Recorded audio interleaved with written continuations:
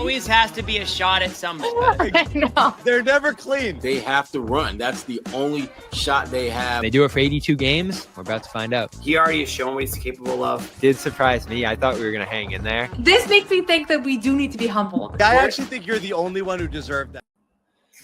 Hey, Bobby Manning here, and the Celtics fall to 0-3 against the Pistons. Sherrod Blakely alongside. We got Noah Dalzell in Detroit, and there's going to be a panic meter show, Sherrod. I'm not going to be shaving anytime soon, it looks like. Looks like you're going to be comfortable with that, Bobby, because I ain't going nowhere no time soon. Yeah, there's a lot of worrisome stuff coming out of this one, and hopefully Noah can bring some positivity from Detroit, some silver linings, because this just doesn't look great right now, Sherrod. And where else do we start but the defensive rebounding? We talked about in the preseason. Missoula went on a rant after one of the losses, I think, against Toronto during another particularly uncompetitive showing on the boards. It's been a factor in every single game so far, particularly in the New York game. And then in this one, you can probably come away from it, Sherrod, saying that if they just rebounded a little better, they almost certainly win this game. They led by 17 early, squandered it pretty quickly, got back into it after falling behind by about 13 early in that fourth quarter. But every single time they pulled within 4, pulled within 3, they were pretty much giving up a putback every single time. Yeah. And you can't win in this league when you're doing that. Particularly against a team like Detroit that has such great size, physical, athletic guys in that front court. You have to put a body on body at all times, and that just didn't happen. And even at times when they did that, guys like Duren just literally reached over and took the Celtics lunch money right off the top of their heads and kept giving them possession after possession after possession to score. And Joe, I think coming into the season, there was a significant amount of concern about how this team would be defensively. Could they rebound? Where would they get scoring from? And it seems that most of the concerns, they are not quite as bad as we thought they were, except for one area, and that's defensive rebounding. They are horrible defensive rebounding. I mean, this may be one of the worst teams, if not the worst team in the NBA when it comes to that particular category, because they are literally getting their ass kicked in that area. And Bobby, to your point, they win this game if they can keep that margin relatively competitive, particularly down the stretch. I thought they did everything defensively that you're supposed to do. You contested shot, closed out, did everything except seal the deal, which is getting the defensive rebound. And I'm looking at this roster and I'm looking at the guys they have. I don't know if this is one of those things where over time they'll get better. This is really going to be very challenging for Joe to schematically figure out how can I get these guys to be better rebounders. Scheme-wise, it's difficult because, again, rebounding is one of those things where I don't think it's necessarily all effort and no technique, but if you don't have size, you damn well better have elite technique and strategies to try to scheme your way to mask what is clearly this team's biggest weakness. Yeah, and they managed on opening night. I'm looking back at some of the other box scores so far through the first 3 games here, and it was 10-10 on the offensive glass in the opener against Philadelphia. Again, you lead by 13 in that game. You have to close it out. 21 second chance points, though. So that's a lot of offensive rebound. I mean, that's got to be pretty much every single offensive rebound going in the basket to have that kind of efficiency. New York, obviously, the other night, 21 offensive rebounds for the Knicks. That turns into 21 second chance points. So that's probably a more manageable percentage if you're Boston. 5 of 17 the Knicks shot in that game after the offensive rebound. So that didn't kill them that night. But tonight, I mean, it was going in the basket every single time that they were grabbing it. Detroit was, and they were put back dunks. They were going to the free throw line, which isn't accounted here necessarily either. I mean, their efficiency in putting those back, particularly late. We just counted at 8 second chance points down the stretch with 3 minutes to go. When you got to that 2:59 point, Pritchard had just driven to the basket to pull them within 3. They got a stop on the first Harris layup attempt. Duren grabs the rebound, misses it. Thompson goes up and finishes it with the dunk. So you go back 5 there. Hauser misses a 3 the other way. Duren brings it back. Cade misses a layup. Thompson puts it right back and in. So that little sequence right there, you go within 3, and then 30 seconds later, a minute later, you're down 7 again. And that's pretty much the ball game right there. Yeah, if you seal the deal on each of those possessions, which means defending and getting the rebound, you're looking at a chance to take the lead potentially. And that's, the thing that this was what we're seeing, Bobby, is we knew coming into the season that the margins for this team were thin, that they're really were going to have to play pretty good basketball pretty much every night to have a shot at winning. And they're making the kind of mistakes that we've seen they could easily make up for because they were so deep and talented. I mean, they could have a night where maybe they missed 2 or 3 assignments as far as blocking out and give up offensive rebounds, but they'd come back and they'd force a turnover, or they would lock down in that particular area. They would find a way to shore up whatever holes that particular game would manifest. But they don't have that ability now. The margins are so thin. When Jaylen Brown scores on a driving layup that brings you within like 5 points, you need to keep him in there versus taking him out to give him an extra minute on the bench before the fourth quarter. If Peyton Pritchard is wide open for a corner or for a 3, and Hugo passes up a 3 to get it to Peyton, he's got to knock that down. There were so many little moments like that throughout this game where if they simply did the one thing that most of them are expected to do, this probably is a different game. Instead of being up by 17 in the first half, that lead might be up to 20 or 25. And instead of down a stretch where you're come within a field goal and you're just a defensive stop and a bucket away from taking over, or at least putting yourself in position to take over, you can find yourself down by 7 because you can't get an offensive rebound or you can't get a defensive rebound to save your life, it felt like. And that's the frustrating part about this team. They're doing a lot of things that I think are good. But 1 or 2 things that they're not finishing are literally the difference between them winning and losing games. And we said from the very beginning, Bobby, that the margins are thin with this team. And we're seeing that play out in real time, watching them play. Checking on the chat a little bit here. It looks like a lot of people want to see them sign a rebounded. The general sentiment, and this, we'll get to the big picture, Sherrod, after the 0-3 start here. But a lot of fans are jumping ship fast here, like either happy that they wanted to see a tank season and it's starting to turn into that in their eyes, or not happy with what's going on right here, which is a acceptable response, obviously, to an 0-3 start here. They led by 13 on opening night. They led by 17 early tonight. Obviously, that can turn fast when you do it in the first quarter, but they blew it pretty quickly, almost before the end of the first quarter there. What was the score at the end of the first? It was much closer. They were at half they were down by 2, which was crazy after the way they played. They were up 9 still at the end of the first. So they lost 8 points off the lead by the end of the first, and they lost the lead completely, obviously later in the second quarter. So it was a strong first half showing, and the beginning of this game, you finally saw them capitalize on the pressure they want to play with, forcing turnovers, a nice block from Ugo too, who got a spot start in this game, and we'll get to him in a little bit. But you saw the makings of what a Celtics win looks like in 2026. And I would say I have 2 big concerns out of this one. One, you started that great and played that well and still lost. 2, the Pistons did a lot of their work with Cade Cunningham off the floor. And I'm going to pull up what it ended up being. He was a +0 in this game, and obviously they won by 6. So they were +6 with Cade off the floor, and the Celtics played them even with Cade on the floor. So that's concerning that the Pistons bench effectively beat you in this one. The rebounding issue doesn't seem to be getting any better. You're mixing and matching lineups and still not finding answers necessarily to your issues here. And so, through 3 games, what am I at here? Like maybe 20%. This is good. This looks great. This is promising. I like the system. I like some of the things they're doing here. But I'm probably now at 80%. Ooh, there's a lot of holes here. This is bad. They're not doing a great job with this. So coming out of last game, I was still fairly optimistic that it was, still a little shooting variance. They're still locked in on the little things they need to do here.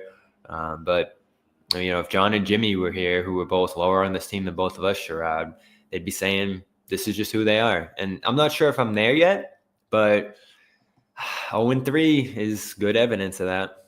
Yeah, I'm not there yet because, I just think that there's way too much time for things to gradually get better. And again, it's going to be an uphill fight for them to get back to, forget about getting to 500 or winning or anything like that. Just getting an identity. I think that's they don't have any identity. Right. And that's a problem, because when you think, like, for example, and again, different team, but obviously, the Indiana Pacers, they spent time trying to figure out what their identity was. They played faster. They didn't have great size. They weren't a great rebounding team. So they played at a pace that ultimately became how they were able to establish an identity and then figure out how to win with that identity. And that's where the Celtics are at now. They still haven't figured out what their identity is going to be. Are they going to be a team that's going to play fast? And if you play fast, you've got to have guys who are athletically gifted enough to be able to rebound, play bigger than their position, for example. And they don't have that. And the guys that are actually playing the position they're supposed to are not playing that position very well. There are just too many non-big men who are dominating them. I mean, when Tobias Harris is getting offensive rebounds, and Thompson is just a physical freak, so I can't even put him in a category. Him and his brother are just on a different level and stratosphere. But there's so many other guys in this Detroit game. We saw in the Knicks game, and we saw obviously against the Sixers, that are giving them problems in terms of rebounding that shouldn't be. And I don't think there is a clear fix other than to go out and find a guy who can do that. And I don't know if this team has, frankly, just the financial stomach to do that. And the other thing too, and you brought this up, where as far as fans, some fans are thinking, oh, it's great, they're tanking, or oh, I'm pissed that they're getting their butts kicked night in, night out. They're trying to win games. I don't think there's absolutely no question. They are trying to win games. When you see Hugo out there, you're thinking, oh, well, maybe they're trying to tank just to give the young guys play. No, Hugo's one of the few guys that actually plays, for the most part, the way Joe Mazzulla wants them, from an intensity and from an effort. And Jalen dropped 40 today. Credit him too, as the chat guy says here. Yeah. I mean, Jalen had a great. Like I said, if you were to put together a laundry list of the positives and negatives to take away from this game, there are definitely more positives than negatives. But the negatives that exist are big. They're big. Really, good really way to big. describe it. Yeah, and again, I don't know if there is a one solution, elixir that Joe Mazzulla can come up to make this better. I just think that they're just going to have to keep grinding away and figuring out how can we get a little bit better in terms of defensive rebounding the ball, because they're doing a lot of good things defensively. They're just not sealing the deal, and you seal the deal when you get the rebound. That was the story of the game tonight. We're going to talk a lot about rebounding. We're going to talk about some other things as well. Big picture. Noah's on the ground in Detroit, so I'm super curious to see what the mood is in that locker room after an 0-3 start here. It was down after the New York game, but still that hope of we're close. We think we're about to turn the corner here. We like certain things we're doing. That was the general sentiment there, even though they didn't feel great about the 0-2 start. I'd have to imagine, I'm definitely curious to see what Joe's demeanor is after this one, as he's held it together and kept it cool for the most part to this point. This one, I'd have to imagine would irk him, given some of the things that we're talking about ailing them here. Before we continue, I want to shout out one of our sponsors, Omaha Steaks. And the holiday season's coming up. It's a great time to head over to Omaha Steaks ahead of, Thanksgiving, Black Friday, big eating time coming up around all the holidays that are looming here as October comes to an end. So from everyday dinners and effortless entertaining to unforgettable gifts, Omaha Steaks delivers the world's best steak experience. Enjoy USDA certified tender steaks, juicy burgers, love those, cozy and convenient comfort meals, and so much more. And now during their early Black Friday sale, get 50% off site-wide and an extra 20% off select favorites at omahasteaks.com. Plus, our listeners get an extra $35 off with the promo code PATRIOTS. Yes, even here on the Garden Report, it's Patriots, PATRIOTS at checkout. Terms apply. See site for details. And high quality is the big thing here. You're getting great stuff to your door, burgers, chicken, pork, seafood, delectable desserts. And this is a family-owned company with over 100 years of expertise in the meat industry. It's the perfect time to shop for the best deals. Plus, orders placed by 6 p.m. ship the next day. It does turn around fast. I got mine very quickly when I ordered my Black Friday box a couple weeks ago. You can save it in the freezer. You can make it right away. Whatever you need, Omaha Steaks has unrivaled quality and variety, and every bite is backed by their 100% guarantee. So save big with Omaha Steaks. Visit omahasteaks.com for 50% off site-wide and an extra 20% off select favorites during their early Black Friday sale. And for an extra $35 off, use promo code PATRIOTS at checkout. Terms apply. See site for details. That's 50% off at omahasteaks.com. Promo code PATRIOTS at checkout. Again, check that out. Now, we have Joe from Detroit who just finished up talking. Before we get to that, this was him the other day, so we'll get to what he said tonight in just a second. Noah's sending that over. This is what he said the other day about the rebounding, and I found this interesting, Sherrod. Again, with the rebounding, we have to combat it in three ways. We have to be as physical as we can rebounding. We have to get offensive rebounds, and we have to force more turnovers. So it's a three-thing approach to getting that. There were moments of physicality defensively. We can be better at that.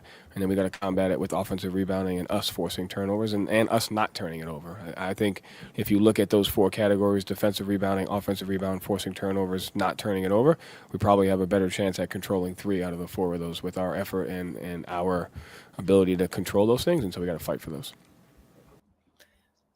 So I don't know if you see that differently, Sherrod. He pretty much said that we might not be able to rebound at all. So we have to really dominate the turnover battle, the shot attempt battle, which obviously goes hand in hand with the rebounding, and of course the other big margin, the free throws, right, which are another big loss from this game here, obviously 36-24. Did a little bit of a better job with it late. Jalen got aggressive, but that one's tough because they're not very good at generating free throws either, and they fouled a ton to start this year. So yes, they're bad at rebounding.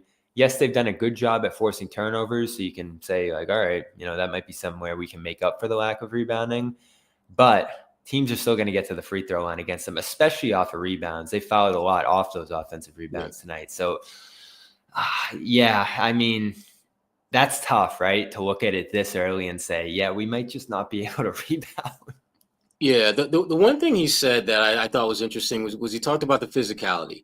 And being physical is not necessarily you don't have to have big, strong, the Xavier Tillman, Shaquille O'Neal types of the world to be a physical team. And I think that's the one thing where the Celtics, they have to figure out who are the guys that can play with a consistent level of physicality.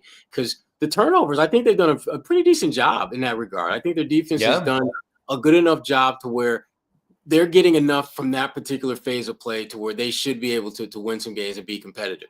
But again, the physicality, I just don't think it's there. I think that they've got too many guys that are playing more finesse than physical out there, and just the ability to simply put body on body. That's a lot of what rebounding comes down to, having the right proper technique, getting to the right places and spaces when you need to be there. And the thing that everyone that I have come across in the NBA tells me about rebounding is you do your dirty work early. You do the dirty work early so that when that ball leaves the fingertips, you're already in a space and place where you can do something on the boards and help your team. And there just doesn't seem to be enough of that. Guys don't seem to have either the physical tools or the defensive rebounding instincts to get to where they need to be before other folks get there. They don't have the ability to sell calls. I mean, if Duran is coming over your back, you might want to be able to sell that he's coming over your back if you're getting in position. But the problem was that a lot of times when he got offensive rebounds, he wasn't coming over their backs because they weren't in position to rebound when that ball went in the air. So there's a lot of stuff that, as Joe Mazzulla goes back and looks at the film from this game, there's a lot of stuff they can clean up. But and I don't think it's something that is an easy tweak here and there. I think that it's going to have to be, as I said earlier, it's going to have to be a gradual process where they get a little bit better every game, every quarter, to the point where maybe they can at some point by the end of the season be respectable when it comes to rebounding. But right now, they're just not good. They're just not good at all. This is funny here. Revenge tour against the Celtics. Hopefully he's looking to destroy them. That is the feeling. Like when I'm around friends and stuff and fans of other teams so far, it's like, all right, here you go. Enjoy this because you were kicking everybody else's ass for all those years. Exactly. And there's no question that's going to happen. I mean, I think there's going to be a game or two, maybe even more than that, where a team is going to be absolutely manhandling the Celtics, and there's going to be a point in the game where they could just basically, just ease off the gas and walk away, and then you're going to see a guy raising up for a three-pointer when the team's up by 50, and he'll do it early in the shot clock or something like that. So teams are looking for payback for sure. A lot of blame for Peyton in here as he gets off to a slow start this season. I thought he was decent down the stretch, turned it around, finished 8 of 16. He hasn't shot well from 3 yet, though. No, but this was his best game of the season, I think. He got off to another slow start, and I made reference to earlier, just a moment in the game where it turned into a 6-point play where Jaylen Brown penetrated, he kicked it to Hugo in the corner. Hugo looked like he was going to shoot, but then he saw Peyton to his left, swung it to him. Peyton had a wide open 3. It was the right basketball play to make. Peyton missed a shot.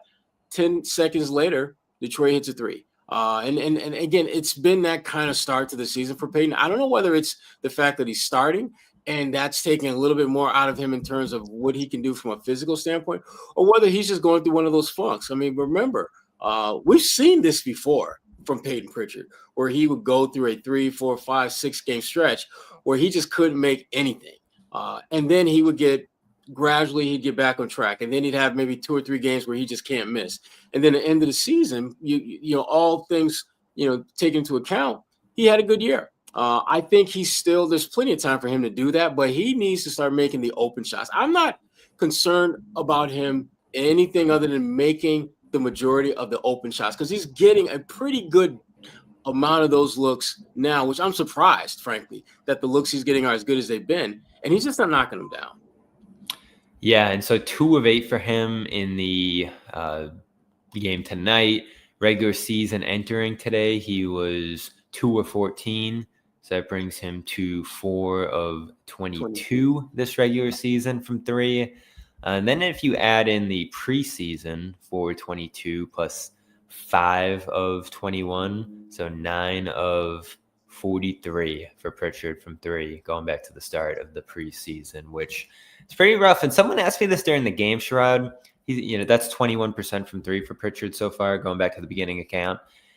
Is this style wearing on guys from a shooting standpoint? Because if you look at the team's total through these games now, 15 of 45 from 3 tonight in this one. That's 33%. Against the Knicks, they were 34.1%, pretty much the same efficiency, 15 of 44.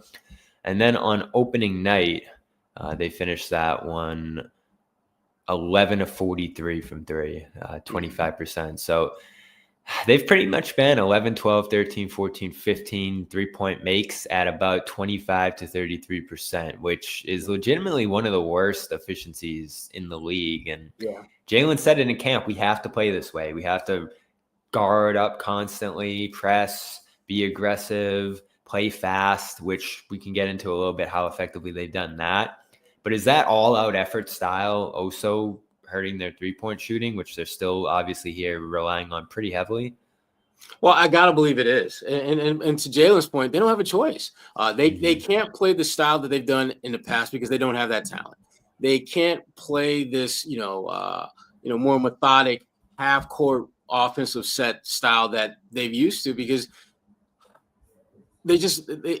it's not going to win. It is to me, it is a white flag raising moment if all of a sudden they decide we're just going to play the style that we've played in the past when we had Al Horford and Porzingis and Drew Well, Holiday. you're seeing a little bit of it. Like Jaylen, I felt like was more isolation heavy today, putting his head down, attacking. I thought were more one-on-one in this game offensively between Simons, Pritchard, and some other guys. Like they were flying around in this game to me, at least offensively. Well, Jaylen, I'll give him a pass for that because he had it going. And so for me, on those nights when Jaylen clearly is in his bag and is being effective and being efficient at a high level, then you can revert more to that one-on-one style of play because it's working for him. But more nights than not, it's not going to be as effective and efficient as it was for him individually. And again, I go back to the fact that they're missing a lot of shots that they normally make. And I do think the style of play is wearing him down a little bit quicker. But you know what? That was the whole point of having an incredibly difficult training camp, so that they would be more physically fit for the challenge that this season was going to present. You were going to have to play harder to be more competitive, because you did not have the talent that you're used to. And so I don't want to hear any excuses from them about just, style of play is impacting their ability to make shots, because your coach literally prepared you for this moment throughout training camp. It was very clear that you were going to have to play harder this year than you've had to do in the past, and not be nearly as successful in terms of wins and losses. And from what I'm seeing, and I think most people will agree, they're simply not making the plays that they should be making. Rebounding, it is what it is. But when you're getting wide open looks, you need to knock those down. And the thing about it, Bobby, we're not talking about like having great play for 2.5, maybe 3 quarters, and then maybe looking fatigued in the fourth. They're starting to stink it up and like near the end of the first quarter. We're not even a full quarter into the game before you start seeing the drop off in terms of their ability to knock down shots. Now, there's no way I can equate them not being in the greatest of shape physically to them shooting poorly, to the fact that they're starting to tail off their shot making in the first quarter. They're just simply not getting it done. I don't believe it's a physical thing. I don't believe it's an X's and O things. I think it's simply guys are not doing the jobs that they're tasked with doing. Yeah, for sure. And they need more guys to step up. Jalen's overall done a decent job, I feel like, leading them. Pritchard is starting to get going. It looks like a little bit based off the end of this game. I feel like Hauser's been solid. The guys in the higher end of their rotation have overall given them a decent amount offensively. Once Derek you get White's past, been kind of hit and miss, though. Derek White's been kind of hit and miss. Yeah, and it was interesting to see him on the injury report going into this one. No real threat of him not playing, but he sprained his right wrist, and I don't know when that was. Maybe we'll hear from him after this game, but that showed in this one. I thought 0 of 4 from 3 in the first half. Got going a little bit after halftime, but ended this one 6 of 18 and 3 of 11 from 3. He was outstanding on opening night. We were all starting to talk All-Star, All-NBA, but the big thing he talked about in camp was consistency this year. And after one great game, tailed off a little bit in the last 2 for him in this new week here. And I'll go back to the beginning of this game because you mentioned the tail off. You watched the first couple minutes of this game, and it felt like this might be the one where they actually put it all together and finally win and play a complete game. Right. Brown was aggressive early, took most of their shots. They obviously started Hugo Gonzalez over Sam Hauser in this one after his energetic debut in New York. Some good offensive contributions from him in that one too. So I think they felt like they could put him out there and have him fit in with the starters and just bring some energy on the boards and defense. And he did that. Steal a minute and a half into this game. Fouls, another steal a couple minutes later after a Duren offensive rebound. About 3 minutes into this game, he got a block and help position.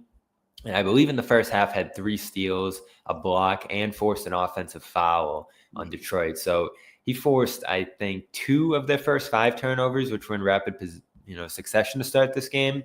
And then in the first half, I tweeted out at one point, he had like 4 out of the Pistons' first 10 forced turnovers from what I can remember here. So he was impactful. Definitely looked like a good move to begin this game. The Celtics went up by 17 pretty quickly, and then it almost immediately tailed off into the second unit. They put Luka Garza out there, who was just coming back. He had a really rough night. Javonte Green scored 5 straight points, or actually 7 straight points off the bench for them to get right back into it. Isaiah Stewart, Osar Thompson, who was obviously dominant in this one as well. And like we said, end of the first quarter, it was already down to 9. The Celtics closed the first quarter shooting 2 of 6 with a couple turnovers into their bench.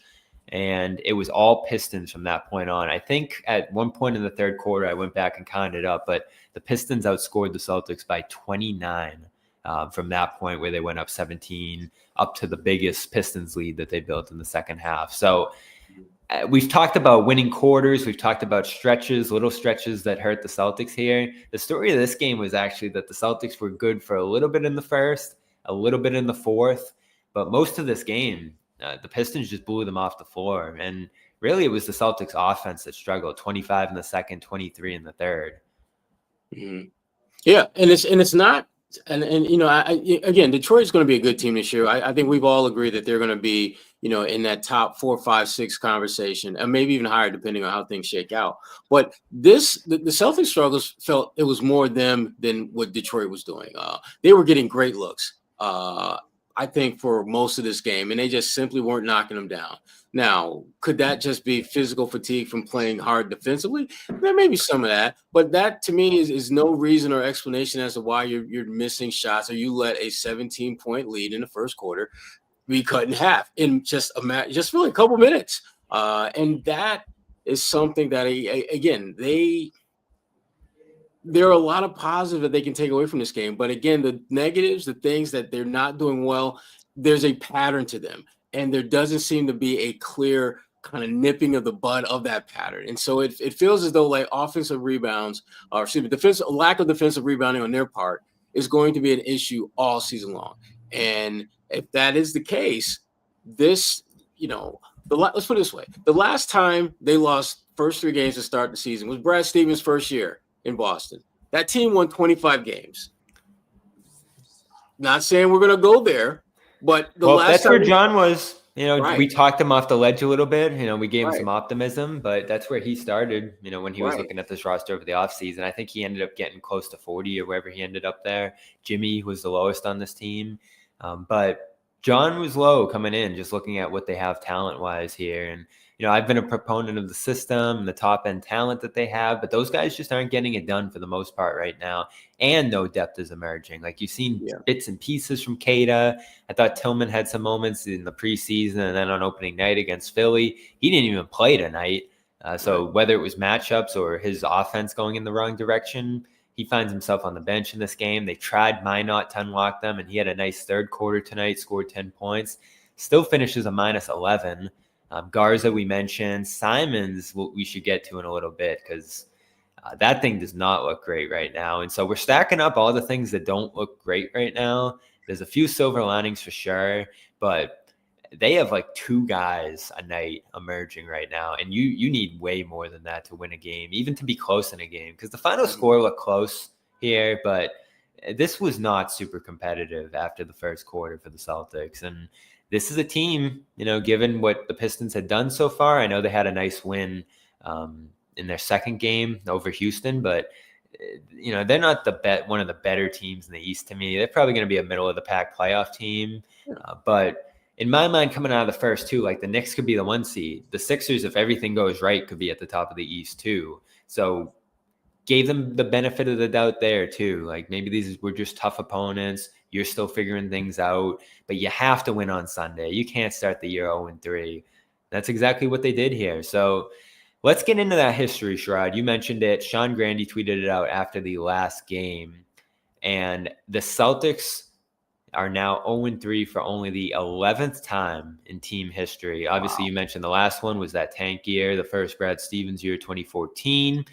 Interestingly enough, 2012, they go to the East Finals, but that was an abbreviated schedule. Right. So a little bit different circumstances there. Maybe it helps actually to have a longer schedule, but that is not a normal year when you look at it.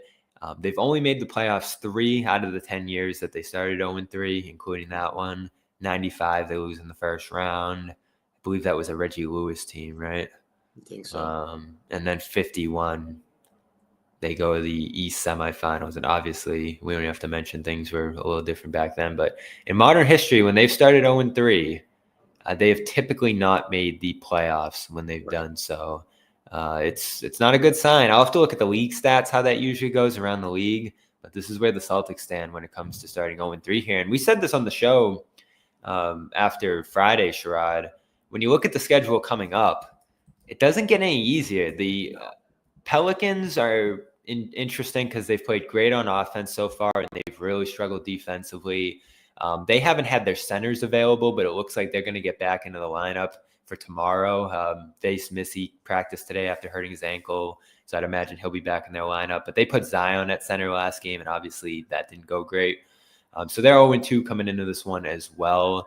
But that's a tough team. They've scored a lot of points. They're fast. They're physical.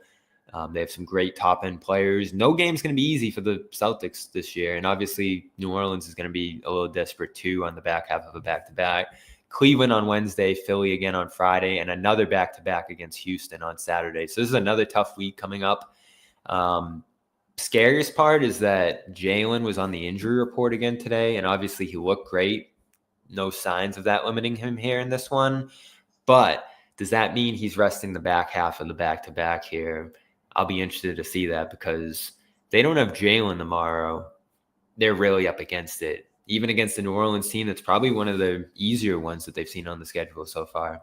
Yeah. I mean, there are no days off, no cupcake opponents, no one that they can look at on the schedule and feel good about going into that game that they're going to win.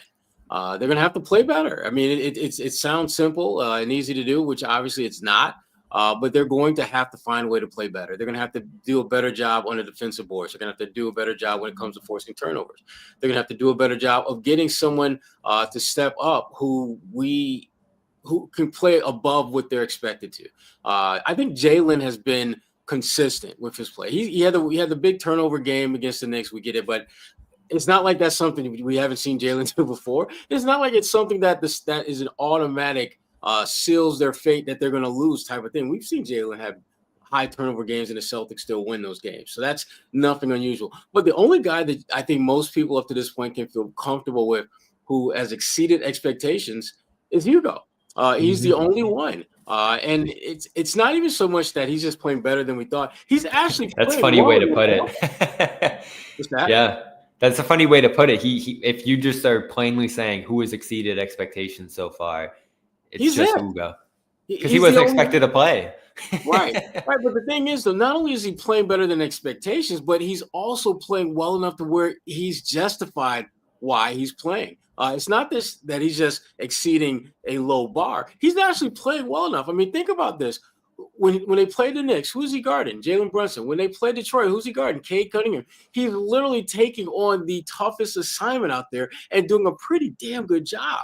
And so for me, and I think for most fans, when you've got your 19-year-old rookie doing that kind of stuff, the rest of these vets need to pick up some of this damn slack and make some plays and get some buckets so that you can actually allow him to focus solely on continuing to do the good job that he's doing defensively and still give his team a chance to win. And again, that's the frustrating part, I think, for fans is that, you're seeing little blips here and there of good basketball, but there's just not enough. There's not enough consistency. It goes back to what Derek White was saying about his game, but it really applies to this entire team. They have to be more consistent with the things they do well. And we're not seeing that in any way, shape, or form after these first 3 games. We are definitely not. And Jalen, he's in an interesting spot because I think the first 2 games, if you go back and watch, he's passing. He's trying to get other guys involved. Yep. That's been his message through camp too, is I'm not trying to prove anything myself. I'm not trying to take over and show what I'm made of. I want to play good defense. I want to get guys involved. I want to play some good basketball here. And today was the first time I think you saw that shift toward, I have to put my head down and take over a little bit more. And credit to him, he did a good job with it. Only 4 turnovers after the 7 against New York. In terms of assists here, you're looking at 4 turnovers. So that's better than it had been, even though you'd like to see that balance a little better right now. So this was a step forward for him, given the load he had to carry here, I'd say, but it's still not enough. Like he was talking the other night about needing to get more involved on the boards too. He ends up with 6 in this one.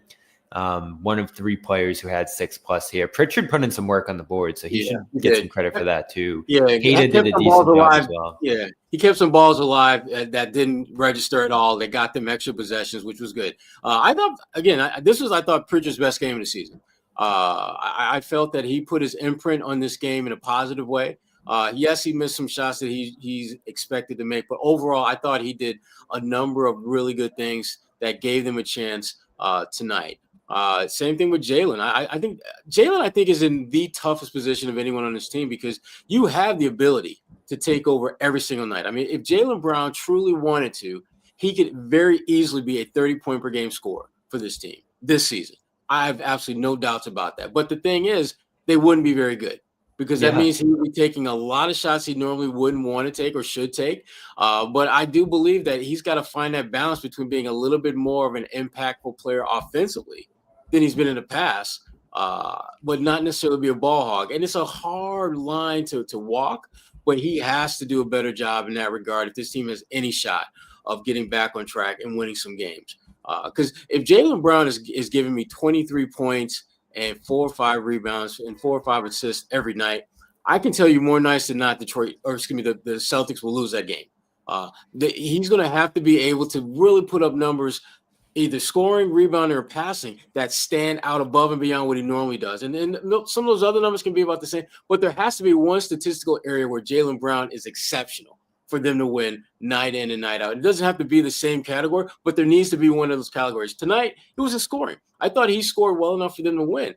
Guys around him need to pick it up and be more consistent and frankly, take advantage of those special offensive nights that he has, like this one. Because, I mean, he finished 12 for 25, but I thought that there are at least 4 or 5 shots that he took that he probably wouldn't have taken if other guys had a little bit more of a rhythm to their shooting, where he felt he just kind of had to take those shots to give them something, some kind of juice offensively. Yeah, for sure. And this is a good step forward for him individually, but it's not just going to be about his game, his production, his performance this year. It's going to be about how it all comes together for this team. And they are in a weird spot right now where some fans are looking at it and saying, good, like we want to tank this year. And obviously I think they and us and others are looking at it and saying, how can they turn this thing around? Because I'm not just going to sit here and say, woohoo, tank, like go 82 and everything's going to be solved here. We can get to that conversation in a little bit because that's starting to annoy me a little bit. I obviously was against tanking going into this year and still am for several reasons. But first, I want to hear from Joe Mazzulla here, who actually did talk about Jaylen Brown's performance in this game here. Questions, Joe? Joe, they had an 18-4 advantage in points in the paint in the third quarter. How much of that do you attribute to the point of attack defense compared to trying to deal with Duren in particular? Yeah, I think that was on me. We waited too long to change our pick and roll coverage, which allowed him to get some rolls to the basket. And there was a couple of them that were in transition, but some of them just because of our low man trying to be there, and they do a great job of throwing lobs. So it took too long for me to adjust to a little bit more aggressive coverage, which we kind of took some of that away in the fourth quarter. And with Ugo, first career start today, just how valuable for the team defense is his ability to either not get dislodged by a screen or quickly recover? What does that do for the rest of the team? Yeah. I think it's at the end of the day just to continuing to build that defensive mindset, and guys that are able to come in and just give us what we need defensively. So he did a great job of that tonight. He's able to get through screens. He can kind of give D. White and Peyton and Jaylen a little break on the on-ball stuff there and have him do it. So it was good that he was able to do that. We just got to continue to develop that mentality. A little bit from Joe taking on the chin there with some of the matchup stuff. Subdued. That wasn't the full Joe session. We might get that in a little bit there from Detroit, but a taste of it for now. Noah's going to join us in a little bit. I believe Sam Hauser and Jaylen, I think, are talking, I want to say. So we'll get that in a little bit, as well as some perspective on what it looked like on the ground there from Noah. I'm not putting it on Joe.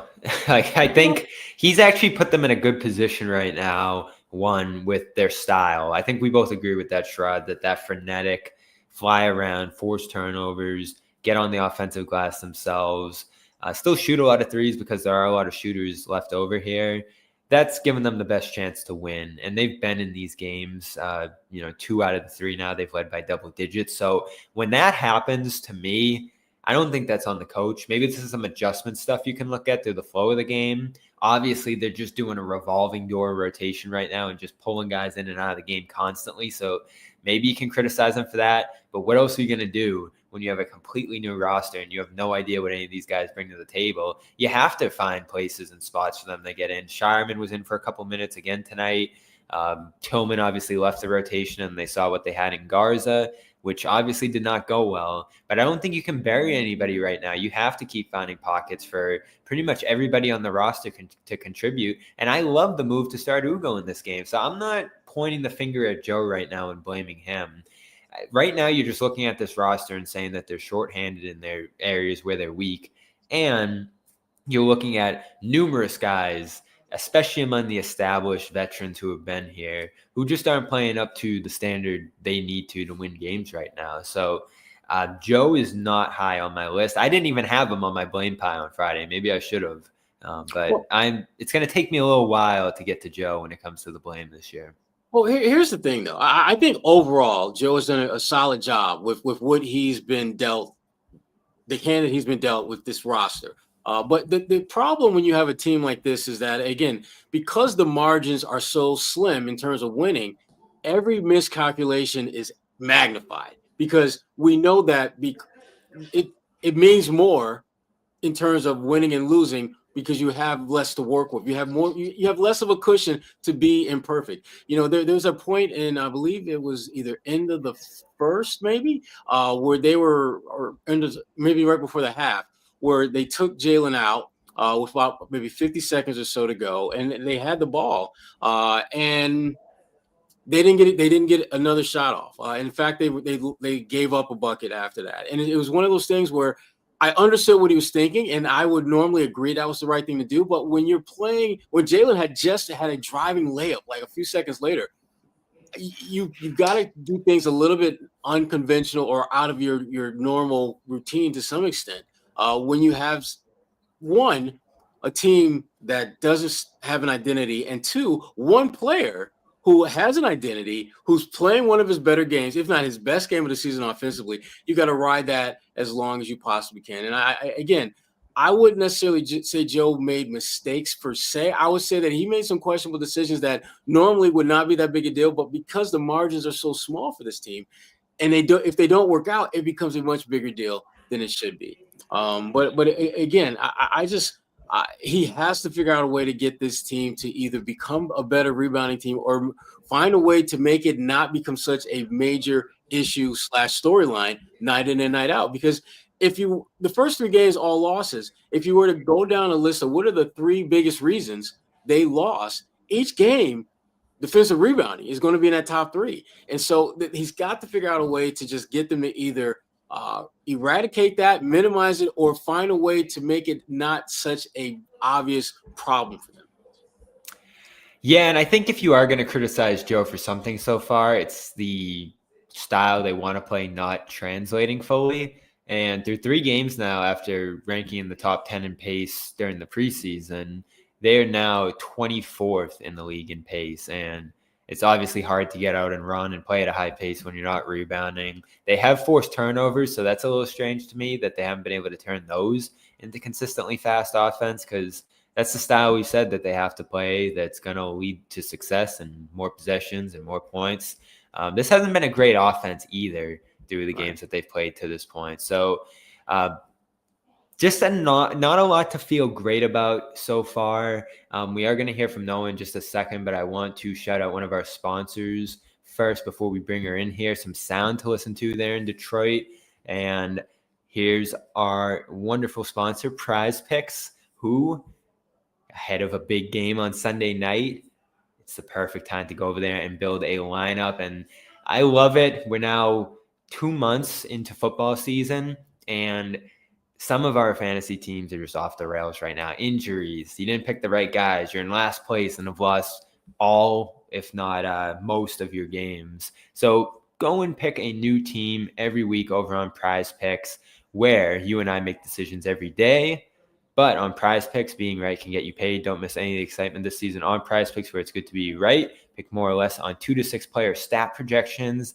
And if you get your picks right, you could cash in. Put users first, so all withdrawals are fast, safe, and secure. Injury reboots, of course, in football, that one's big. If one of your players leaves the game in the first half and doesn't return, Prize Picks won't count it as a loss.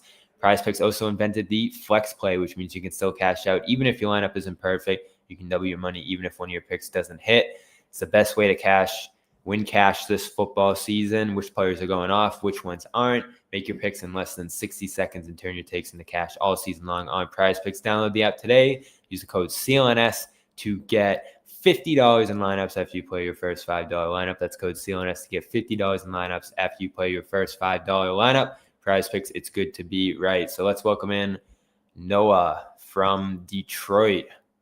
I think this is our first time in Detroit. What's up, Noah? No audio from Noah right now. Try to get that fixed. Got you now? I think you got me now. It's a no Perfect. audio kind of day here in Detroit. So that's what I wanted to know. What's the scene like there? What's the locker room like? What's the mood of the team right now after the 0-3 start?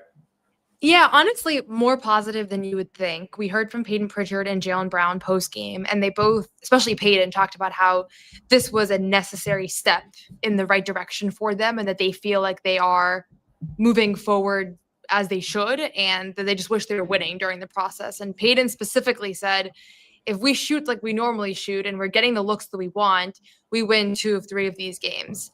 And so I think they feel frustrated about 2 things. The defensive rebounding, which Jaylen brought up again countless times in his post-game press conference. And then the fact that they're not hitting shots that they feel like they should be hitting. And Peyton in specific said, I've been overthinking it. The ball didn't even feel right coming off my hand in the previous 2 games. And now today he felt a little bit better. So I think you see with Peyton and you see with Derek, I think they're getting good looks. It's just the margin of error already when you're in a shooting slump. Like, it's hard to win games in the NBA, but right now it's even harder. But the rebounding is, Jaylen brought up the rebounding to almost every question we asked. Like, I think they're very frustrated that they're not How getting. could you not? It's the elephant in the room that there's no way that you can look at their struggles and not point that as being reasons 1, 2, and 3. That's a problem. I'm glad Noah, hearing what Peyton had to say, because it does look like he's overthinking the process out there. He's getting the kind of looks that we've seen him knock down. I'm just wondering, just being around him, do you think it might have something to do with the fact that him and Derek specifically are in very different roles now versus last year? That maybe you think maybe part of them overthinking it a little bit? I don't think so. I asked him about like adjusting to be a starter, and I think he has the sense of like it changes your routine and all of that. But he's had like plenty of shooting slumps before in the NBA. You know, all of these guys do, and I think he's gone through similar streaks. And the problem is this one's coinciding with this, larger role, larger minutes. But I mean, Derek's missed some tough ones in this game, but I feel like Peyton has gotten so many easy, clean looks. I mean, at the end of the day, a clean 3-point shot is a clean 3-point shot, whether you're starting, whether you're coming off the bench. And he is somebody that has reliably hit those in his career. So that's going to turn around. I'm not saying that's going to turn around now. This is going to be the best team in the league, but they don't have it. They don't have enough right now to have Derek and Peyton in a shooting slump. Like, it's just, they're too important to the offense. And in the past, you could have 2 of those guys in a shooting slump and you have Tatum with 30 and Jaylen with 30 and Kristaps comes, they don't have that anymore. But I don't get the sense at all that it's like, oh, now the defensive pressure on Peyton is just so different than it was last year that now he can't get his shot off. Like, that's not what I'm seeing, at least. And that's not what he's telling us. Yeah, I'm just wondering is he in his head? That really the biggest challenge that he's got to deal with is himself. Because I don't think teams are doing anything with that starting unit to disrupt him from getting to his spots, from taking the shots that he wants to take. It feels as though he's just overthinking it a little bit and maybe almost wanting it too bad, almost wanting to make plays too. Yeah. As opposed to just doing what he's always done, whether he was starting at Oregon or coming off the bench in Boston, and just play.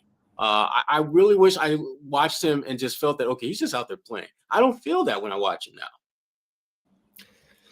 Yeah, and I feel like they're still in the process of trying to figure out that style. They want to play offensively, and when you aren't generating this amount of stops you want to defensively, that's tough, especially down the stretch of this game. And, we are realistically looking now at 2 games where they lost in crunch time with their offensive execution on that end of the floor against Philly, and then the inability to rebound down the stretch in this game against Detroit. They probably win this game if they grab 2 of those final 4 offensive rebounds that they couldn't get down the stretch there. And against Philly, if they could execute one of the 2 final plays at the end of the clock, they win that game. But there's also other segments earlier in the game. Of course, this one where they were uncompetitive in the second and third quarters.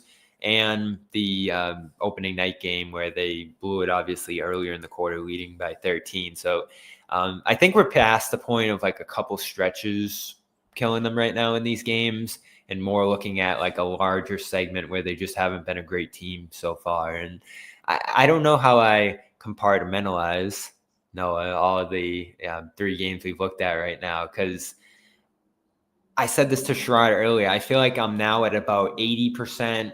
This is like, remember after the first game, I was like, all right, it's 50-50. I saw 50 good, 50 bad out there. Now, especially after a game where they were fully healthy and everybody's out there, I'm at like 80, this isn't great, and 20, this is good and, silver lining and, encouraging right now. Where are you at now that you've watched this for 3 games? Like, are you starting to lose confidence in them a little? Not really. I think the reality is that there's the number one issue that we knew was going to be an issue is a massive issue, and that's the defensive rebounding. Like, you're just not going to win a lot of games in But this what if league that never way. gets better? And that's the thing. The big question is that controllable at all? And what I'll just say is I rewatched the first 2 games, and obviously it was in the building for this one.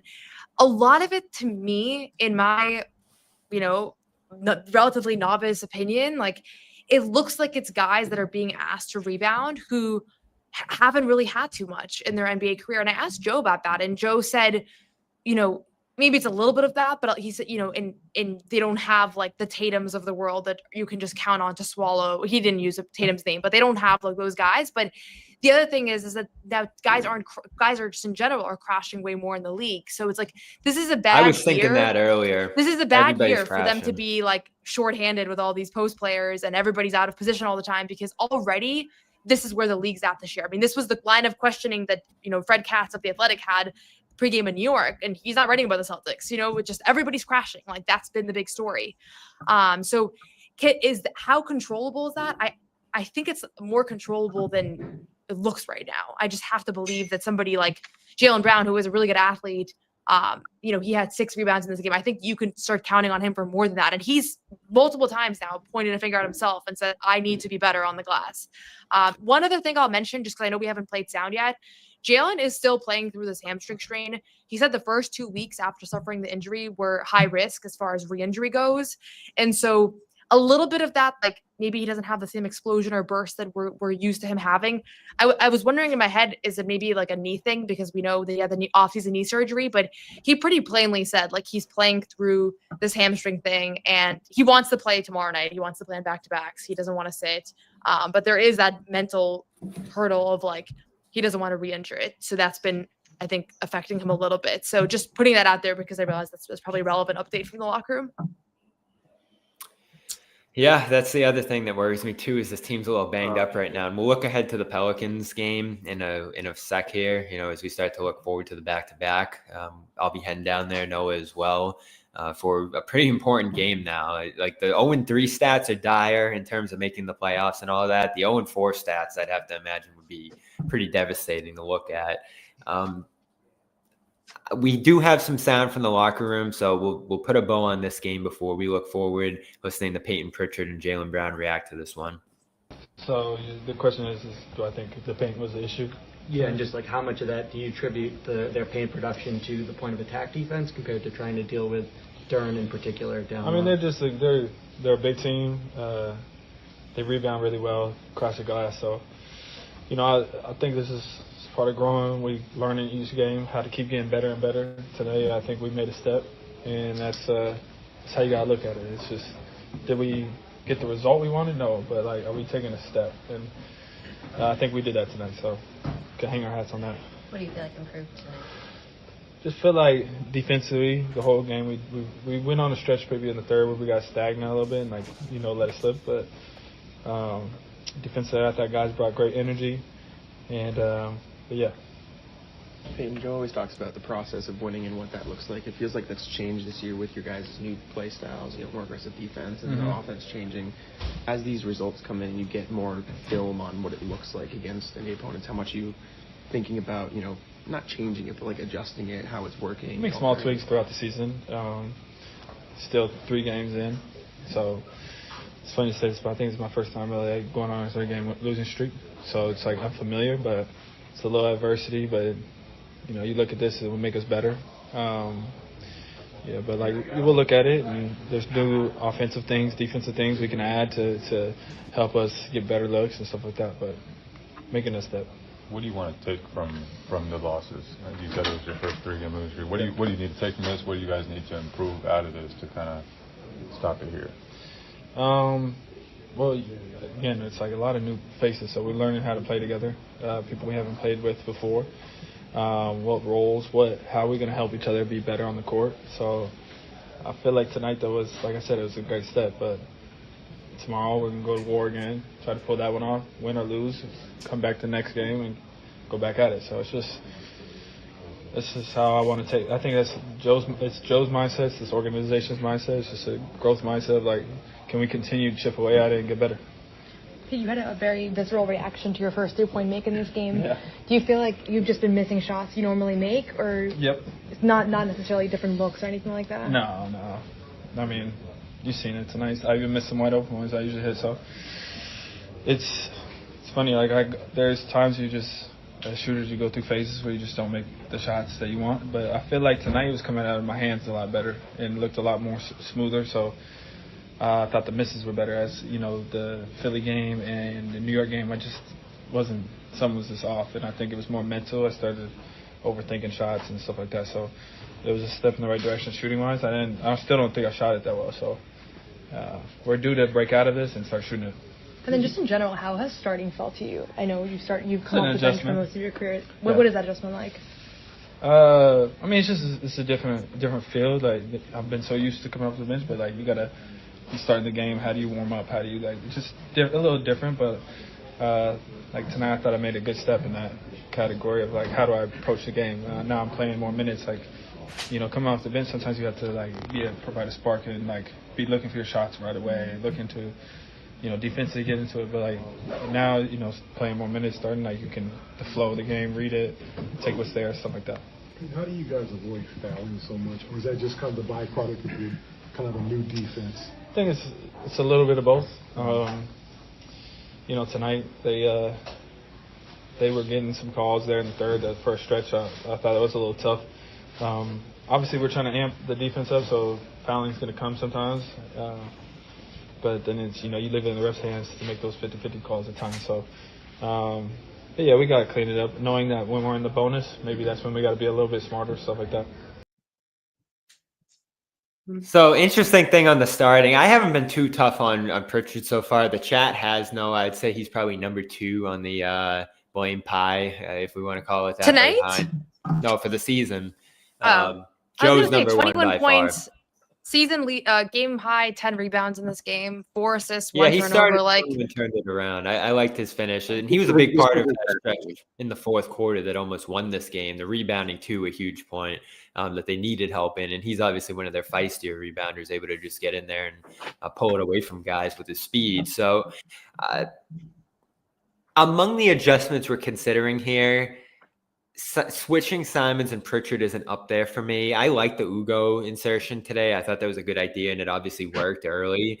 I'm not at the point yet where I think putting Pritchard on the bench is going to solve much of anything, especially, and we haven't hit on him yet here today, Simons has left a lot to be desired through 3 games. And I think a big part of it is he just doesn't have the room or, a green light to assert himself fully yet. I don't feel like we've seen him be as aggressive as he possibly can out there. And he's even said that to me, I want to lean on Jalen and Peyton and White. It's their team. They're the guys here. So I don't feel like he feels emboldened to assert himself fully yet. But I do think there was some, argument, and I obviously didn't agree with it going into the season of maybe he'd defend better around the best players on the team. Maybe he'd get the best looks playing around the best players on this team and maybe feel a little more involved too. I'm not going there. The chat is, so I don't know. What do you think? We'll start with Sherrod. Well, I think when you look at his situation, it's basically almost like an inverse of what Peyton Pritchard is going through. Peyton is learning how to become, just figure out exactly how can you be an impactful player as a starter versus being an impactful player coming off the bench. And, Anthony is going to do just the opposite. How can I be impactful coming off the bench when all I've known for the most part in my career is being a starter? And there is a different mindset. I think Peyton kind of alluded to that a little bit in your question, Noah, that there are some kind of subtle nuances that differ when you're starting as far as how you approach the game versus when you're coming off the bench. And it's going to take Anthony, I think, some time to figure that out. I would say that it's going to take him longer, certainly, than Peyton. One, because Peyton is familiar with the system. Two, I think it's a hell of a lot easier to figure out how to kind of pace yourself with the flow of the game when you're starting versus figuring out how to figure out the pace that you need to play at when you're coming off the bench. I don't think that there will be a switch at any point between Peyton and Anthony. I think Peyton has not just earned the right to be a starter. I think he's a better fit for what the Celtics want to do with that starting group. The feistiness that you alluded to, Bobby, I think they need more of that in that first group. I don't think he's one of the guys who press in full court, all that. Exactly. He's one of the guys getting shots up. He's one of their shot creators. Right. So I'm not there yet. I get the argument. I see why from Simon's perspective. Maybe it helps Pritchard where he's been familiar and successful before. I don't see any tangible reasons why that would put him in a better position to succeed other than he's just used to it. So I don't know. If someone else has better perspective on it than that, let me know on why that would be the right fix. But I don't know. I don't see it. And remember, Bobby, he's coming from a franchise where he was a starter and they were bad. Or a bad team. So it's not like putting Anthony in as a starter would all of a sudden, get him to help you win more games, because when he's been in that role as a starter, he did not win a lot of games. And so that logic just doesn't make a whole lot of sense either. And again, I go back to something we just mentioned, we talked with Noah about just briefly ago, and that is Peyton. This was the most complete game we've seen from Peyton this season. And we're 3 games into the season, and we're already starting to see signs of him kind of figuring out how to be impactful with that first group. And yes, we would love for it to have been, accounted for and present from day one.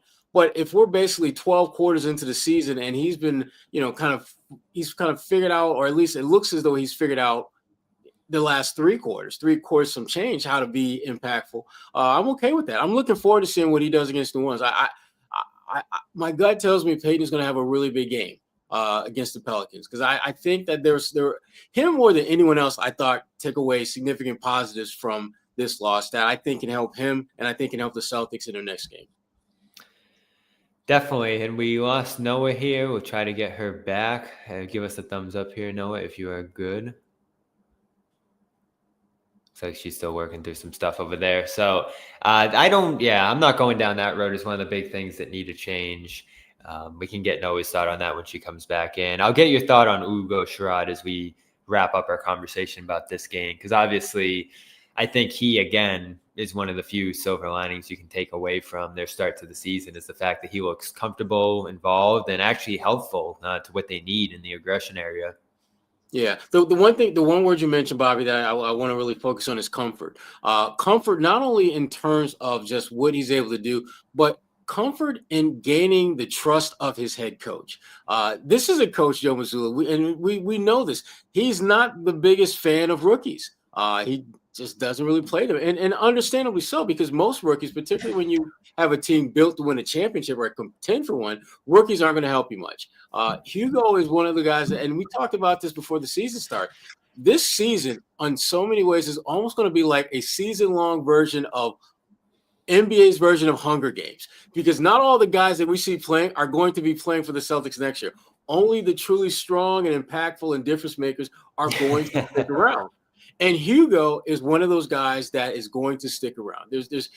There's nothing that he has done that gives me reason to believe that he's not going to get better than he is right now. And already he's figured out how to impact the game in a positive way for the Celtics. And it's clear that he's only going to get better, and he will be one of those guys that we're looking at in a couple of years as being, someone who was able to survive the rough days of being in Boston, to be a contributor on a really good team. No, I got 3 questions for you on this one before we move on. The first is Hugo. Why do you think they started him, and what do you see from him in that start? I think we saw the more than 15 minutes, Noah. We saw more than 15 minutes. We saw 22 last game, and we saw, how many did we see today? I can't find it. 18. 18. So Jimmy and John might be owing me an apology. At least Zero. one apology. Zero in the first, though. That doesn't count it towards the averages. Thank you. So that's even better. Noah is owning that discourse. I'm just saying. Listen, I might have gotten a lot wrong about this team this year, so this might have to be the only thing I can hold on to. Okay, so first question, why did Ugo start? I think when you're looking at this, the Knicks game, it felt like midway through that game, it became really apparent that he was a net positive on the floor, especially on the defensive end, which is, I think, is where they want to, really hang their hat. And so they look at this game, Cade Cunningham poses a challenge that is, I don't know, equally, extremely challenging for opposing defenses. And to be able to put Ugo on him and not have Jaylen Brown, who's dealing with a hamstring strain, who has to score 40 points in this game, or Derek White, to have that assignment, like, I think that's a great thing for the Celtics team. So some people might say Ugo scored 0 points. He was 0 of 2 from the field. Like, he barely impacted the stat sheet at all, but it's an impact to just have him take that assignment on and not have to have Jaylen do it, which historically Jaylen oftentimes takes that best guard on the other team. But then he is shouldering much less responsibilities on the offensive end as he is right now. So I like that move a lot. I don't know if they're going to stick with Ugo as the starter the entire stretch here. I wouldn't be shocked if they go back and forth a number of times. But what he can do on the defensive end, I think, is not really much of a question for me, at least, anymore. Like, it seems like that is just his bread and butter. He's only going to get better as he gets smarter and as he kind of learns the individual habits of these star players. But for a 19-year-old to handle Jaylen, and I thought he did a good job on Cade in this game. Like, that's why he's on the floor, and they're gonna hang their hat on that. So that's why he's so needed. I just pulled up the stats for him from this one. 11 defensive possessions. Pistons shot 2 for 8 against him, 0.81 points per possession, which is very good. So he brought it defensively. Again, the offense is pretty limited, so I think that's why you don't see him get to 20 or too far beyond that. But there's definitely 15 minutes here for him as it stands, with no one else emerging among the backup wings. Even Minot, who I felt like gave them some good moments in this game, still is an awkward fit at that 4 spot. Obviously didn't play against New York. So that's Ugo's spot to lose potentially in the rotation. I don't know if he continues starting. I actually thought a big reason he started this one is that he might have to tomorrow if Jaylen doesn't go. We can get to that in a second based on the injury report going into this one. But the other question I had for you was when you jumped off the Simons Pritchard thing. Is that a conversation that needs to be had given that answer he had about starting there?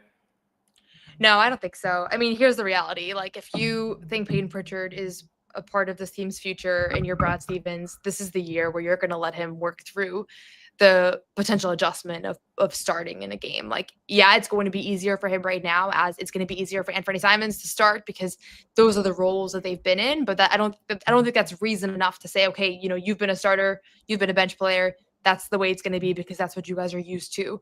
There are things that Peyton Pritchard brings to the table that this team needs.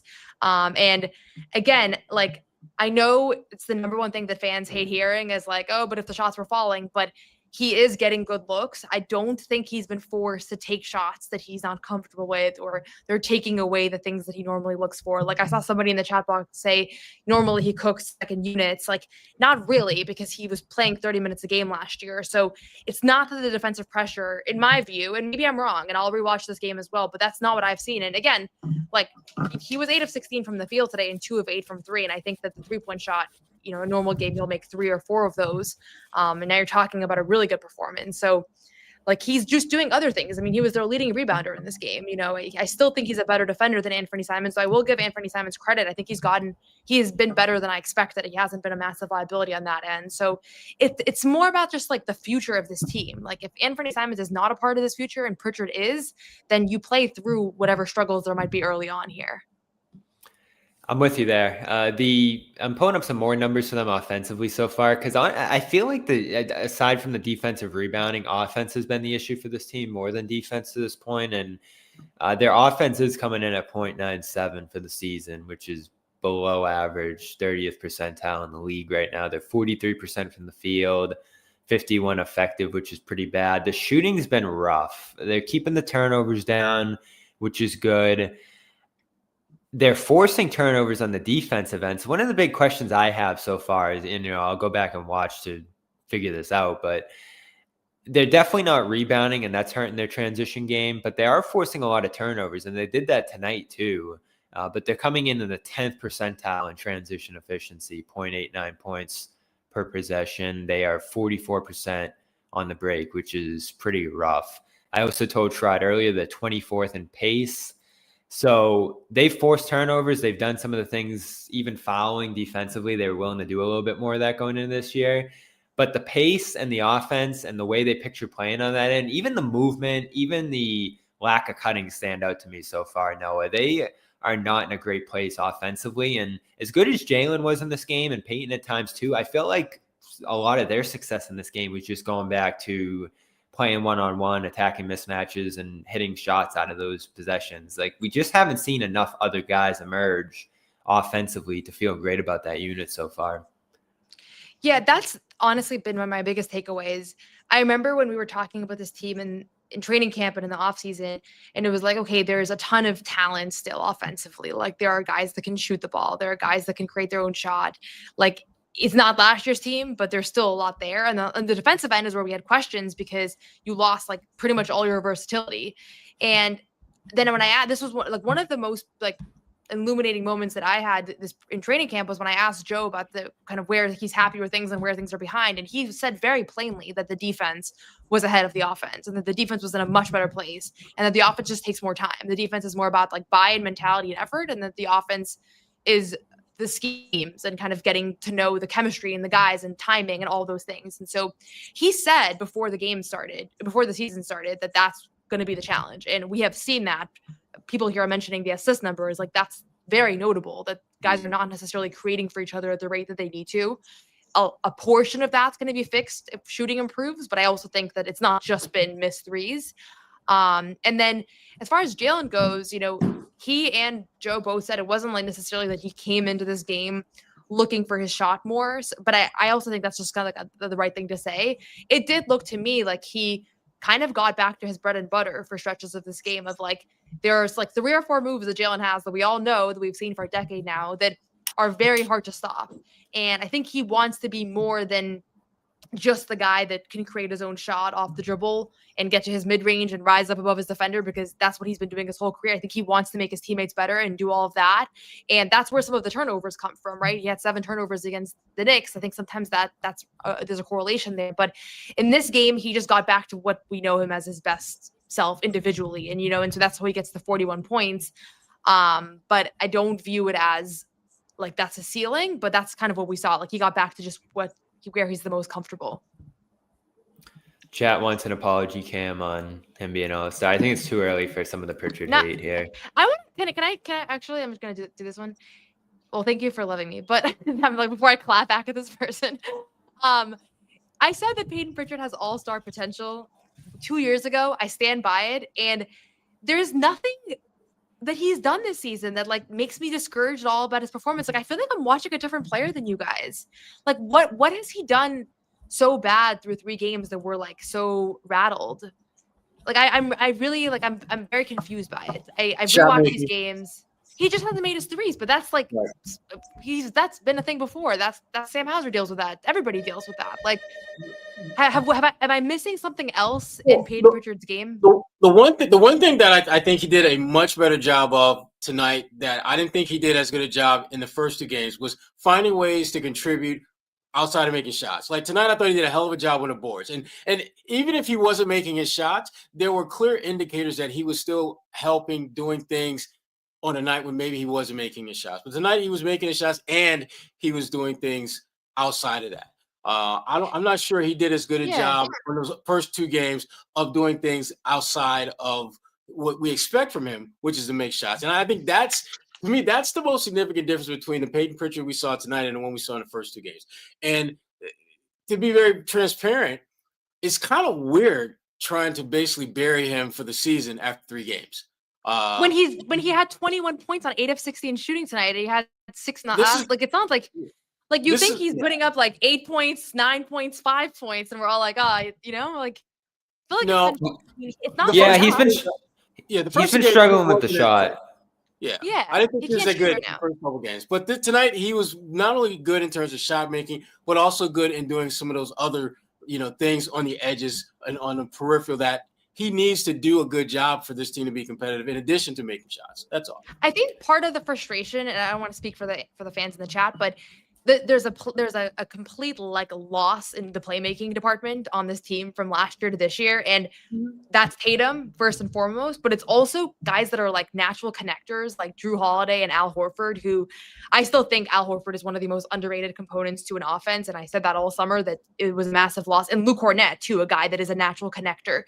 They don't have those guys on the roster right now. And so I think people are looking to Peyton Pritchard and to Derek White to just make this like instant leap to be these like vision first playmakers that can make up for all the playmaking that you lost in this roster. And it's like those, especially Peyton was used primarily as a scorer last year. And so the question, I guess the jury's out on, can he be more of a pure point guard? Can he be more of a facilitator for his teammates? I thought that his answer to me was pretty illuminating about like, as now I don't need to come in and be a microwave scorer. Like it's a different balance. And so that's going to be an adjustment. And I think we're seeing that. And in an ideal world, he has more than 4 assists in a game. Nobody had more than 4 assists in this game. So it's a natural, like things are going to have to shift as far as playmaking goes. But I don't know, maybe in a month we can have this conversation, but it feels very premature to be concerned about his role in the starting lineup. The only thing I'll say is he's naturally going to get more attention this year. And whether he goes to the bench, they're not going to forget about him if he goes to the bench. Like he's still going to play a lot of minutes and he's still going to get a lot of attention. So I don't think that solves this issue. I'm interested to see how he handles that. Obviously, he had the mistake at the end of the first game, which is tough with the bad read. But it is just 3 games. The shooting has lasted a little longer than 3 games. So I'll be interested to see how that develops and go back and watch some of those shots to see the quality of it. I also did pull up Simon's numbers. His pick and roll numbers, which is mostly what he's done, have been excellent so far, 96 percentile. So he's actually given them more playmaking than even I realized to this point. So, I'll consider it. If people want to have that be something we think about when it comes to tinkering, like they're going to have to try everything as this year goes on. I was thinking today when they threw Ugo in the lineup, and obviously that was the first time we saw a different starting lineup to begin this year. They might have like 40 starting lineups this year, the way it goes. Like they might be tinkering with that thing constantly throughout the year. And it obviously started tonight with an adjustment there. But I don't think Pritchard's high up the blame list. I don't think Simons is this magical solution for them necessarily. One of the biggest issues so far is that they just haven't been consistently getting possessions back on defense and turning into transition offense. The one thing we expected this team to do well above all else is be able to push the ball and play in transition and play with consistent pace. And for whatever reason, they haven't been able to do that yet. Tonight, obviously, a big reason was the rebounding. For, Wednesday, they slowed down against Philadelphia, and New York was really over before we could even realize what was going on in that second quarter, which was just a disaster. So it's tough to feel good. It is early. I did expect them to struggle early in this schedule, but you got to get some wins here to actually start to put something together. And this is going to be another tough week with New Orleans, Cleveland, Philly, and Houston, 4 pretty good teams coming up. And I'm interested as we look ahead to Monday, Noah. Jalen was on the injury report today with the hamstring management, I think is what they called it. I did mention last week, I was curious coming off the knee surgery, and coming off the hamstring, whether we'd see him in back-to-backs. It doesn't look like it was much of a question that he was going to play today. I don't know how much 0-3 factors into that at this point, but do you think we'll see Jalen tomorrow? Yeah, I mean, he said he wants to play tomorrow. And so to me, if he's saying that, he's going to play unless he has some setback. Even if they want him to sit, I think at this point, he's probably going to be pretty adamant about it because they're 0-3, right? Like, this is the thing. Like, I know we can look at the big picture around the organizational health in the next 5 years. And is it in their best interest to be a 6 seed this year? Or is it in their best interest to win the lottery, right? Like, obviously a lottery seed is a better thing for long-term organizational health. That's just not how the players are ever going to view it. And somebody like Jaylen Brown, somebody like Peyton Pritchard, all these guys, like, they really want to turn this season around. I don't think they feel like 0-3 is, indicative of like where this team is going to be. And Pritchard said it himself, they shoot better. They probably win 2 of these games. We're not having these conversations right now. That's how they feel, So tomorrow feels like a must-win game in that sense, that if you're Jaylen Brown, yes, you played a lot today, you put a lot in your legs, but you want to come out there and give them a better chance to win. And obviously they're in a much better position to win if he's available. What are you expecting in the New Orleans game, Sherrod? Close game. I mean, both teams are going to come in with I think, an undeniable, high sense of urgency. I'm just looking for someone not named Jaylen Brown or Hugo Gonzalez to step up. Someone who can actually, when the game is over, you can look at someone else and say, damn, they really stepped their game up tonight. If you're the Celtics, if they're going to win, that has to happen. It could be Peyton, it could be Derek White, it could be, Luka Garza. It doesn't matter who, but someone needs to do something more than what they are typically doing. And it has to start now. This is one team. Frankly, this is the only team you can look at this week where you feel pretty good if you're the Celtics about your chances of winning on paper. I mean, Cleveland is going to be a monster. Houston is going to be tough. And then I think there has to be we got to get this one, fellas, type of mindset. And if you don't get it, it could get ugly really quick. And I'm thinking ugly from the standpoint of the fan base. I think, Bobby, something you alluded to before Noah came in about how, there's this growing voice of tank, get a lottery pick. And then there's this other voice that's really pissed at the fact that this team isn't playing better. I'm sure Noah's seen it already. We'll tweet about, okay, this needs to get better. They got to do this. That didn't go great. And it's already getting to the point where people in our mentions going, good. Like, I want them to lose. Like, we're there already. And a lot of people were there over the summer. Which I'll just add is such a fundamental flaw of this league. I love the NBA. I love covering the NBA. But the fact that tanking is so incentivized that it's October and Boston Celtics fans want to tank too. And I forget, even if they're right, like I get it. You're seeing these guys, these prospects. Like my brother just texted me, AJ is going to look great in a Celtics jersey. Literally 5 minutes ago, he texted me that. Like that's where people's heads at. And I get it because you're watching this team struggle and you're thinking to yourself, even if they pull it up a little, like it's still not going to be enough. But besides the point, the lottery system needs to be overhauled because it's absurd that's where fans are rightfully at, so early in the season. Like start talking about tanking when there's 5 games left and you're the second worst record in the league and you want to be the worst. Like it's just, it's not a good product for the league. And that's where the conversation's at. And I think it's going to change, honestly, in part because of the sports betting stuff, because it's all connected. I just also think it hasn't gone well for the teams that have tried to manufacture it. If that's where you end up by the end of the year, even if you just slip into missing the playoffs, that's fine. And obviously Dallas got the number 1 pick out of doing that a year ago. And, they were in the play-in even and lost and ended up with the number 1 pick. So the new lottery odds are something that just haven't resonated with people still somehow, even though it's been a little while now. And the fact that this team is still, to me, a little bit better than being able to tank. You're looking at what Brooklyn's doing so far, and there are actually some other teams that have got off to disappointing starts here compared to what they wanted. We can have that discussion another time, but that's still something to me that's really irritating too, because it's not a surefire way to get back to success.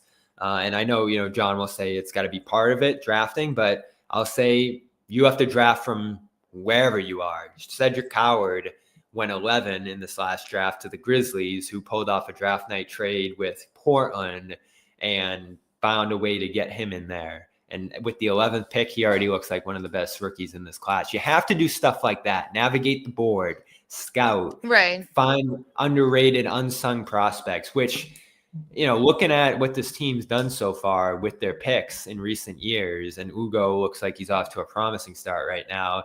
Jordan Walsh still isn't playing. Shireman still isn't playing consistently. Garza and Minot, guys they brought in over the offseason as second draft kind of guys, haven't made a major impact so far. So, yes, you'd love to have like a top 10 pick to be able to bring in someone who's you're investing in and developing every single night. But you also have to find the Hausers of the world and the Cornets of the world. And I'm still frustrated not to go there, but to see what Luke's doing out in San Antonio at the position where you need a lot of help. Sherrod, come on. Sherrod, I think he's right. I think he's valid. Have you watched him, Sherrod, so far? He's exactly what they need. He looks good. Listen, I've seen the discourse around the Celtics team has gotten. Did he leave? He's not doing it. He's not doing a Luke segment in 2026. I haven't gone there. We're only 4 games in. I know. Listen, here's the thing.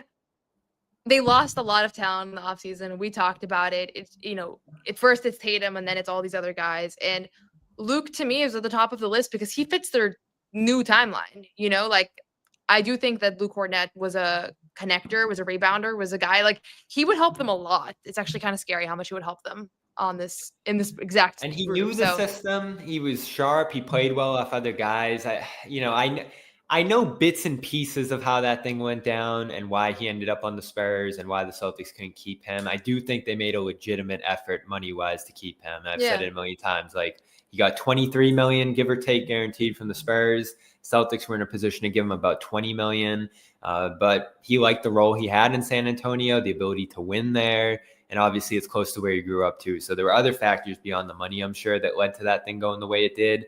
But could you spend a little more luxury tax money now to have a good player in place when Tatum gets back? Because the one thing I'll keep saying, tank or not this year, you are not in a good position to hit the ground running and contend for a championship when Tatum comes back, whether that's this year or next year, barring you finding some other pieces that can help you from a bench standpoint, from a center standpoint, whatever way you want to look at it. And so that's why I start to get a little frustrated about this year, because it doesn't look like guys are emerging so far. It's a long year ahead for development and all that, but the Luke thing's already getting me a little bit because he could be helping right now and into the future, Sherrod.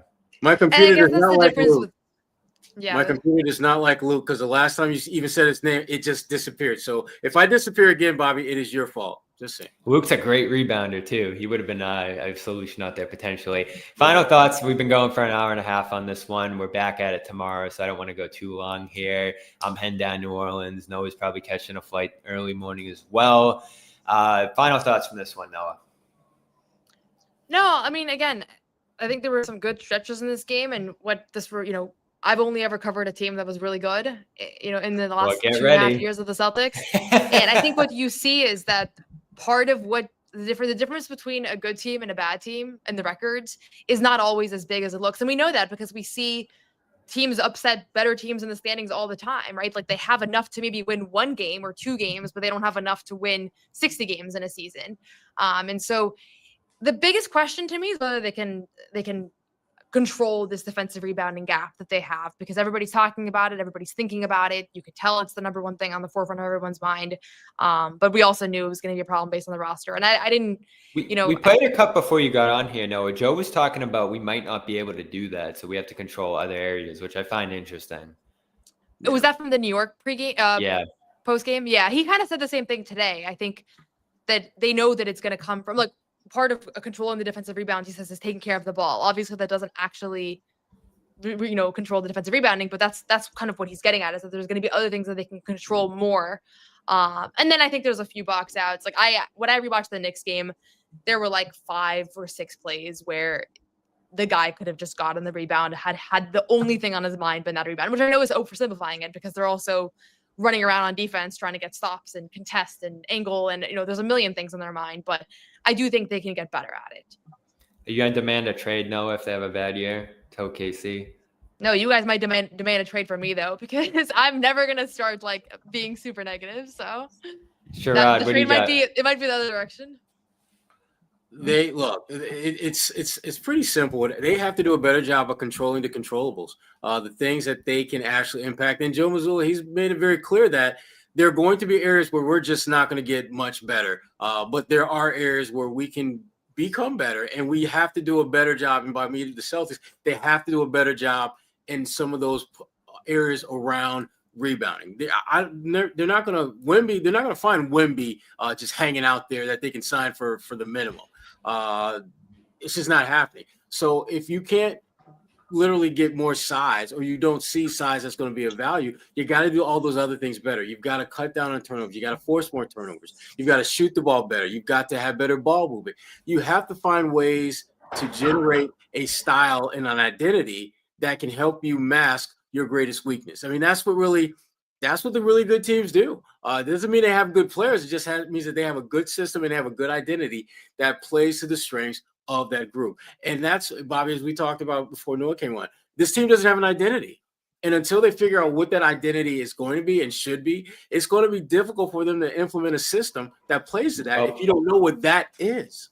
I'm curious when they get to the point where they just say, screw it, we're not going to be able to rebound. Let's put Minot at center. Let's just go small. Let's put as much shooting out there as we possibly can and just run, shoot, score as much as they can and try to win some shootouts. Because I feel like Cade has been decent. We didn't mention him a ton here tonight, but I felt like this was another okay game from him. I feel like his minutes overall have been solid. They missed him a bunch in this game too offensively. So he's hanging in there as a starter. Tillman didn't play for whatever reason, because it's either the offense being so limited. I've said that to Noah a million times. Like, what can he do offensively to stay on the floor? Obviously, it got to a point tonight where they just didn't play him because I don't think he can contribute enough on that end, which is a killer if that's the reason they did that. And then Garza obviously fouled a lot in this game and wasn't super effective. Minot gave them a nice boost. This was a good Minot game. So they're still trying to figure out what they have at center right now. Obviously, this is a solution as well. They could trade Simons for size. I talked about that in my bold predictions, that could be something they want to do if they want to save this season. We'll see if they want to save this season. That tank conversation is going to become a bigger one as they keep losing here. It's early, right? But the more losses they start to stack up here, the less encouraging this is looking. We threw this up earlier here, Noah. They've only made the playoffs 3 times out of the 10 that they've started 0-3. I believe I saw Dick Light tweeted or posted that they've only started 0-4 twice since 1970. So that's obviously what's on the line tomorrow. We will be in New Orleans, Noah and I, heading down for my first time. You've been down there before, I believe, Noah, Sherrod. Any tips for New Orleans? I'm excited for this one. Lots of good vegan restaurants. Oh boy. There are? Yeah. Okay, I wasn't expecting that. I'll take your word for that, Noah. I don't know if I'm going to join you on this trip. This might have to be a carnivore one for me, but I'll ask around. Yeah. But yeah, I'm looking forward to it. Looking forward to seeing Zion. Base Missy looks like he's going to be back. Derek Queen, who's obviously a rookie they invested a lot in down there. Jordan Poole's hanging out, as well as Trey Murphy, who I really like. That is at 8 o'clock Eastern tomorrow. We'll have a full crew covering that one remote here to start, and then Noah and I will be joining from New Orleans. Looks like Noah's dipping out. Thanks, Noah. And we are as well. Make sure to show some love to our sponsors, Prize Picks. Use code CLNS over there for the football game. About to get started, 50 in lineups after you play your first $5 lineup. And, of course, check out Omaha Steaks Patriots at checkout to get $35 off your order at omahasteaks.com. Terms apply. And subscribe to all of our coverage here on CLNS Media. Patriots guys had that win covered over on the Patriots Press Pass channel. Bruins season continuing over on Bruins Rinkside. And Noah's got the WNBA covered over on WNBA today. We will see you tomorrow night. For now, Celtics fall to 0-3 and move on to New Orleans tomorrow. For Noah Dalzell, Sherrod Blakely, I'm Bobby Manning. Good night. Peace.